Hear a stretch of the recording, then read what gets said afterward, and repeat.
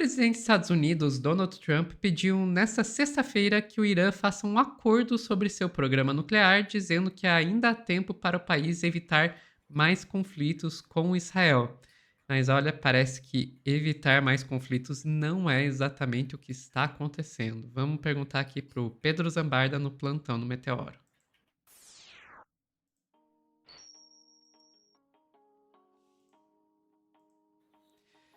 Pedro, vamos lá. É uma história que está em atualização no momento que a gente está transmitindo isso. Então, o pessoal que estiver assistindo o corte mais tarde, é possível que quando vocês assistam já tenham novidades, mas a gente vai tentar trazer o que tem de mais novo aqui no momento que a gente fez essa gravação. Eu recomendo muito, gente, que vocês vejam a entrevista do Meteoro Repórter. Aliás, queria agradecer de coração a Sofia e a Ana, que me incentivam muito a fazer esse quadro de entrevistas. A gente fez uma entrevista muito importante com a Stephanie Costa, que cobriu as regiões ali da Ucrânia que estão sob domínio russo, no meio da guerra da Rússia. E ela falou um pouco também sobre a questão do Hezbollah e do Oriente Médio, né?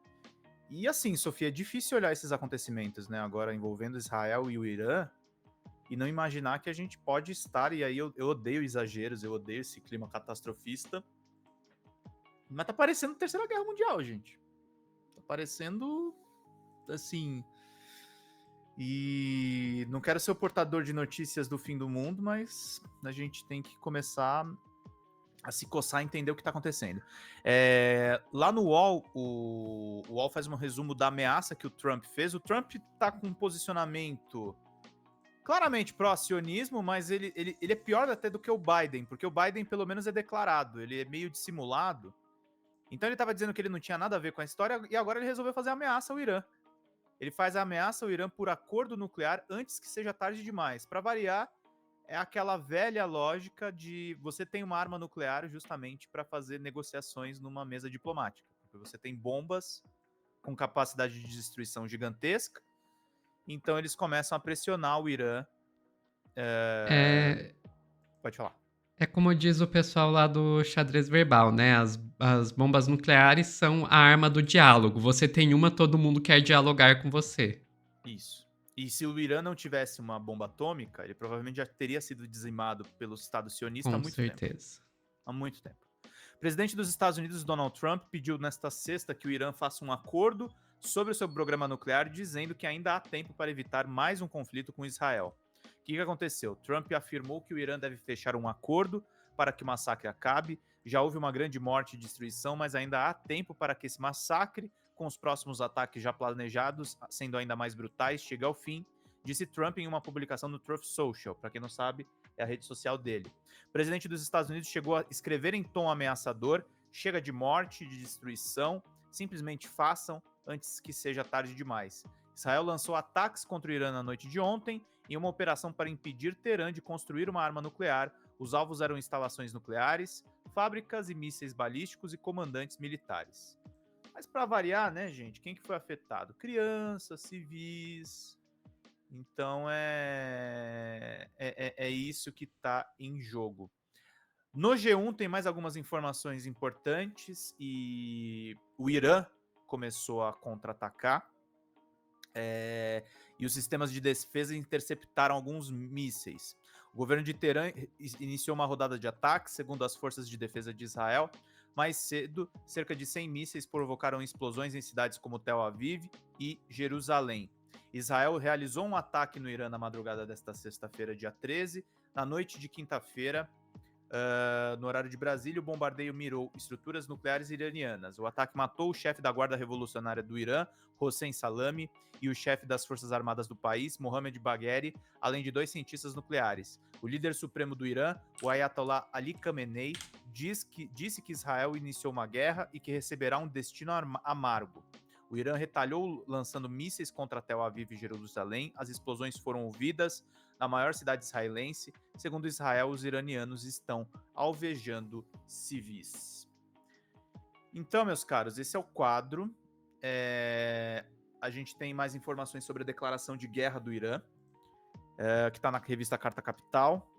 E aí eu vou trazer para vocês algumas informações. A República Islâmica também sinalizou que os Estados Unidos serão responsabilizados por bombardeios nessa sexta-feira. Sabe, eu fico lembrando, Sofia, aí eu lembro muito da guerra ao terror que começou lá com Bush filho.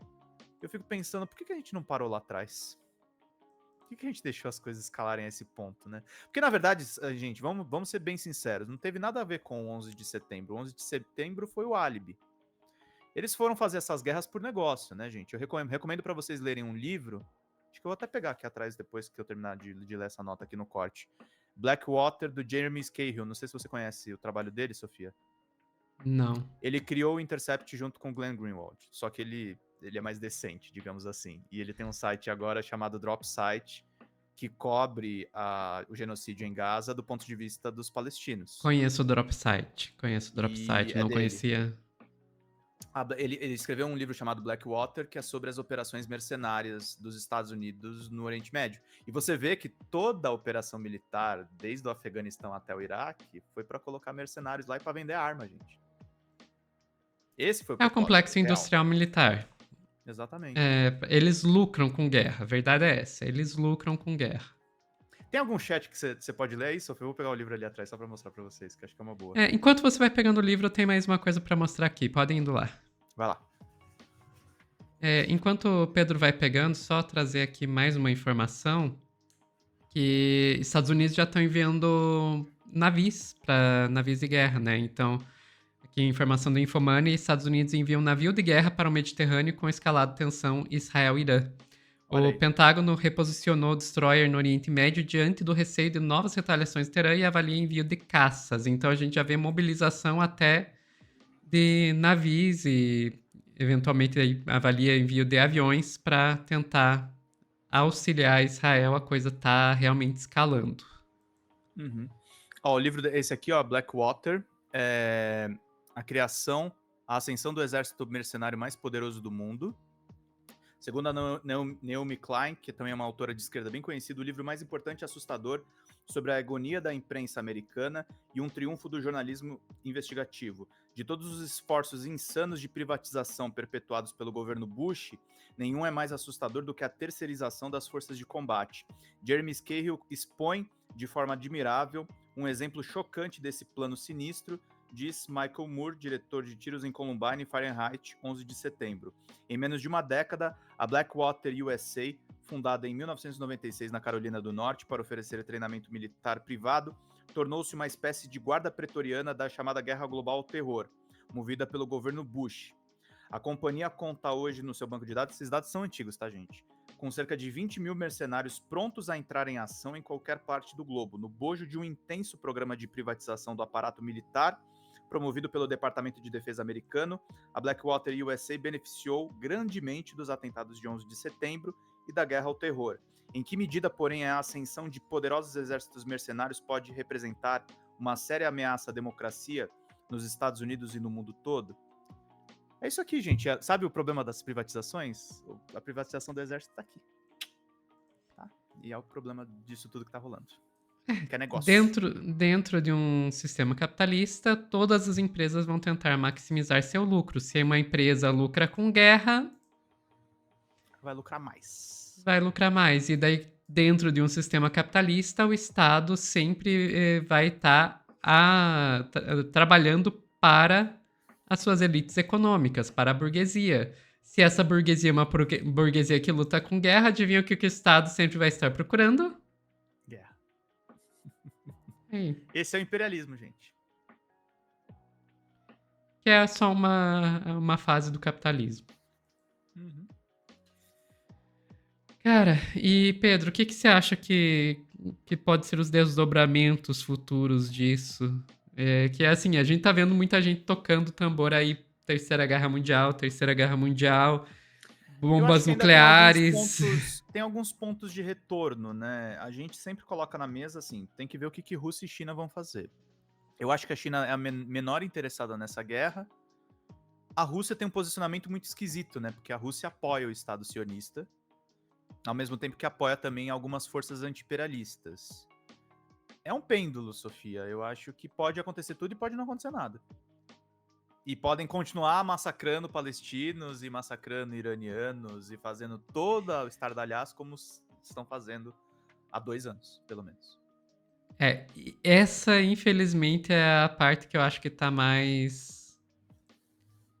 É a mais provável, né? Uhum. Mas enfim, vamos esperando aí novas atualizações, porque essa é uma história que eu acho que dificilmente vai acabar logo. Por isso que eu trouxe até livro, assim, pra deixar o corte um pouquinho mais duradouro, porque o resto vai mudar tudo. Pessoal que está assistindo ao vivo, não saiam daí que já voltamos com mais notícias.